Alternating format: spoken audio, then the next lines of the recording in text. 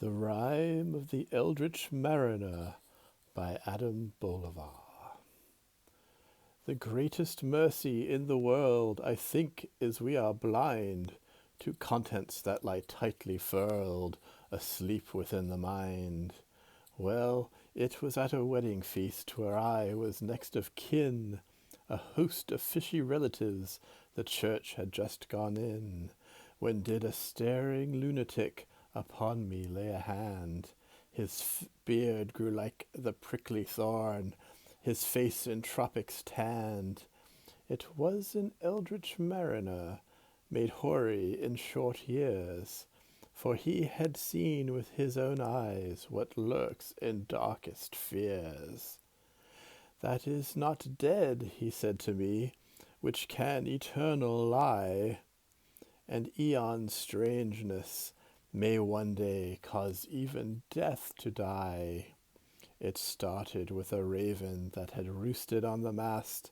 I tried to disregard its cause, which drove me mad at last.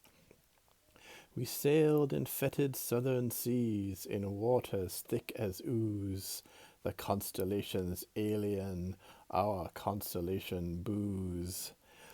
'Twas on a drunken sleepless night that I took up my gun to shoot the raven through the heart, and so the deal was done. Mayhap it was grim Odin's bird that recklessly I'd slain, for it was then the ocean groaned as if it were in pain. The latitude and longitude I'll carry to my tomb, for it was there a city rose where sleeps our race's doom. My crewmates' faces turned pale white, just like that maiden Death, who kisses you with blood-red lips and steals your final breath. We lit upon the island's shore of slime-slick stones and mud, and staggered through a ruin that gushed terrors in a flood. Across the Titan masonry we crawled like tiny ants, and what we saw there made us know the solace Nescience grants. Vast horrors lay beneath those stones, of that there was no doubt. Their angles joined impossibly to Euclid's theorem's flout. We crossed the courtyard in a daze, a monstrous marketplace. With revelations there we saw our minds could not keep pace.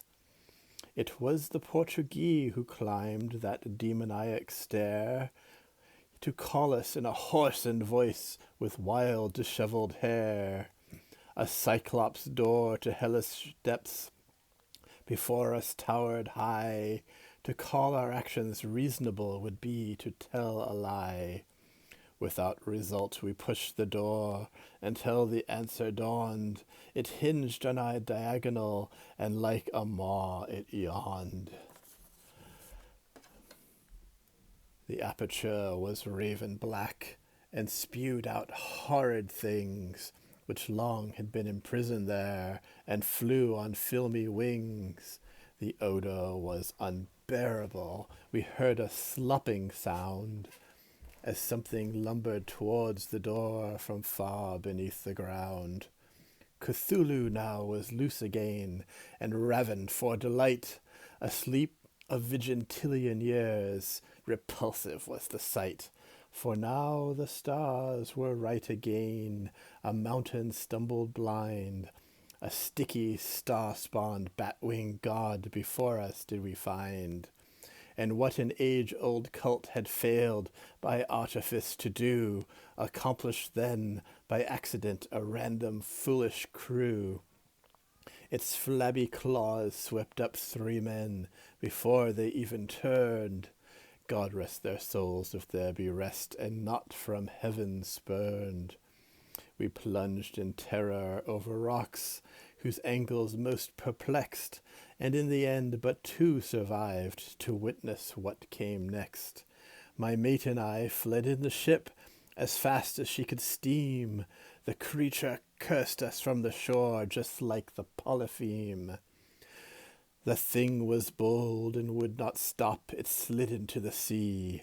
The churning claimed my crewmate's mind, and soon a corpse was he. A desperate gamble I took then, and so reversed my course to speed towards the noxious thing and strike with lethal force.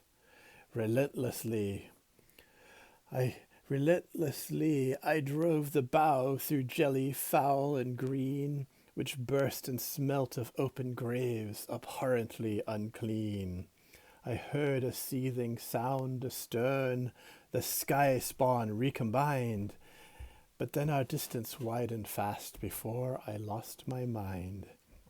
So now I've told my loathsome tale, in hopes my soul to shrive, and yet I fear I will be cursed as long as I'm alive. Water, water everywhere, Cthulhu dreams below. Relia, Waga, Nagal, Fatan, this blasphemy I know. The wedding guest then turned away, made mad from what he'd learned, and like the Eldritch Mariner, his soul now heaven spurned.